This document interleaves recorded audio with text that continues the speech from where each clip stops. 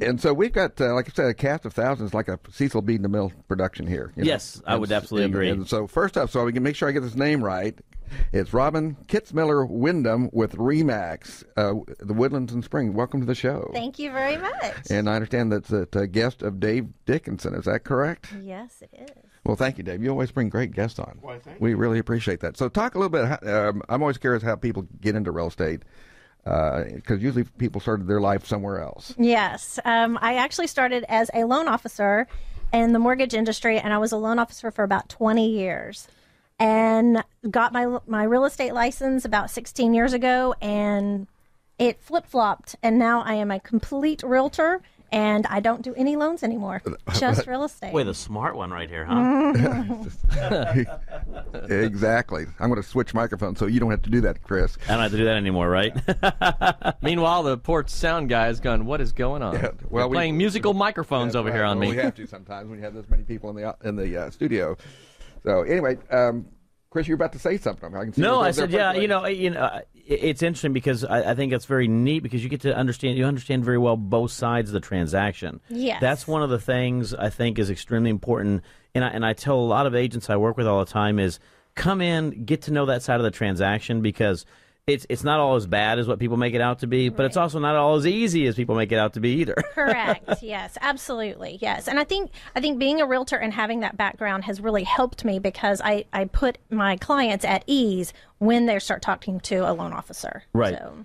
And how are you seeing the market right now? What's been going on in regards to the real estate market up in the Woodlands? Crazy. That's Crazy. a good word. Crazy. Yes. It has been so busy. We have houses that go on the market and are on the market for a couple of hours and they're sold, multiple offers. So it's been very, very good. And it's been like that since about January. And the transition, go back to your transition a little bit. Mm-hmm. What do you see the big difference nowadays? And how do you think that the new change in regards to the mortgage regulations are going to impact real estate from a realtor side?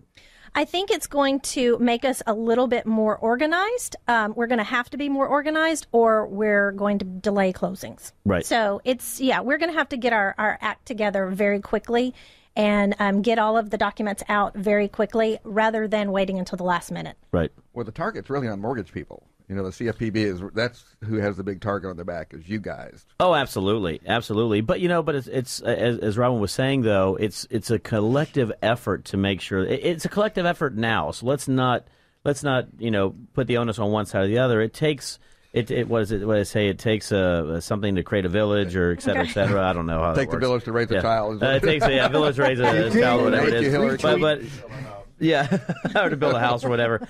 But you're absolutely right. I mean, one of the things it does take, though, is it takes working in conjunction to be able to get that ultimate result, which is to get a happy family into a beautiful home, into their dream that they're looking at doing to raise that. And so I would absolutely agree. I think that, what we do right now is still there, but obviously going forward, I think there's going to be more important for us to be even more in tune with each other to make sure those time frames I think our value make proposition sense. just went up tenfold because Right. Now the realtor is going to get very involved to make sure things are moving along. Or mortgage companies have to be more mindful of what's going on, and title companies the same. So it's going to be in concert that we're all going to have to work very closely together, more so than we used to do it. Well, and I think it's going to take away that last minute issues. It always seems like at the last minute, right before closing, it gets crazy, and the buyers and sellers are all stressed out, and this is going to take that away. We're not going to be doing everything at the last minute. Right. That's you have a lot of last minute things that go on? Yeah. I can't believe that. I have not heard that Yes. So, I would never have believed it. Yeah, well, I've gone to about 3 or 4 CFPB things, and that's going to be different. So I think basically what we're telling people is don't try to do a 30-day closing when we first started. Do a 45 or 60-day close. Right. So until we see how this is all going to work together. And then there's some people out there who aren't getting educated at all. Those are the ones that are frightening. That's scary, yes. Yeah, because I still see that deer in the headlight look. Who's heard of the CFPB? And I get that look like, what? What'd you say just now? Yeah, no kidding. And we've only been talking about it since 2010, right? That is true. But, I think, and I will say this, is the professionals out there in the industry are continuing to do well. We're not going to see any major changes to those who are doing very well in what they do. That goes for both the loan officers and their companies and the real estate professionals and their companies and all the auxiliary services around that. So, I think that's still pretty strong. They're giving me the notation that we are coming up against a break, but Already? I have more things that I still want to ask well, Robin. So we're gonna, she's not leaving us anywhere. She's going to stay right here. We're going to ask her some more questions when we get back. Again, you're tuned in to the Real Estate Rat Pack radio show. Stay tuned. We'll be right back. Robin was talking about real estate. We're going a little bit into the real estate transaction and what's happening in regard to TRID, but let's also find out what's going on in regards to the market itself. You know, one of the things we're talking about during the break right now is the market is still a very strong market. Values are up about 6 to 7%, even though home sales are down a little bit, year to date right now. What are you seeing in regards to home sales? What do you see? Obviously, the Woodlands is one of those pockets in which, sort of insulated right there, and a lot of activities going on that might not reflect what's going on in the rest of the market. Right. We have so many businesses moving into the area. I mean, obviously, number one, ExxonMobil. That small oil and gas company, that right? little one, that built that who? small little company. Okay. But we've got so many other companies that are moving in because of ExxonMobil. And so we have just such an influx of people being relocated to the Woodlands area, not just the Woodlands proper. And the Woodlands area, that's Spring, that's Conroe. Yes. Talk a little bit about that surrounding area, if you don't mind. Yeah, I mean, it really, the Woodlands area would encompass a large area. Spring, Conroe, Magnolia, Montgomery, parts of Tomball. So it's a huge area, and it's because of all these companies moving in. Well, with that many large companies moving in, that really must be exacerbating the supply of houses. Well, see what I did there? See that? 4.3 months supply of homes because it's gone up, and it was hovering around 2.6. So that it's is correct. Up. But Woodlands and Katy still below the 3 point. Yeah. Yes. So I mean, it really kind of shows what's going on there. And of course, you've got the Hughes Corp and I think Johnson Corporation are all going to be doing some huge projects up and around that area. Yes, huge projects that they've already broken ground, and that's going to be amazing and very exciting. Do you remember the name of the development? It escapes me at the moment. You either, okay? But they've been buzzing about it because someone was saying how they were buying lots over there. They're having builders coming in bidding for lots. That it's so much demand. So I think that's going to be real indicative of what is going to be going on up in the Woodlands for some time.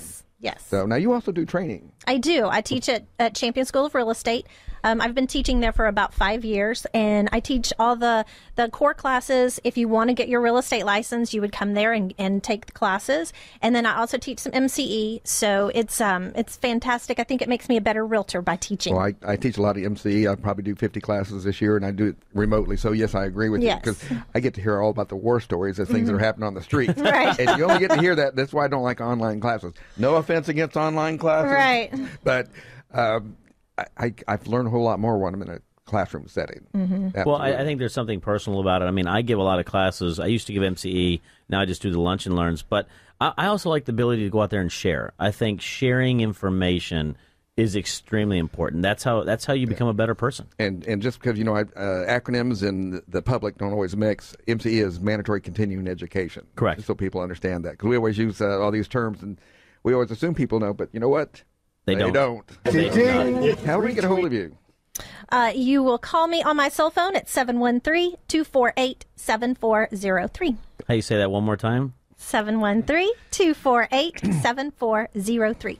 And that is Robin Kitzmiller Windham.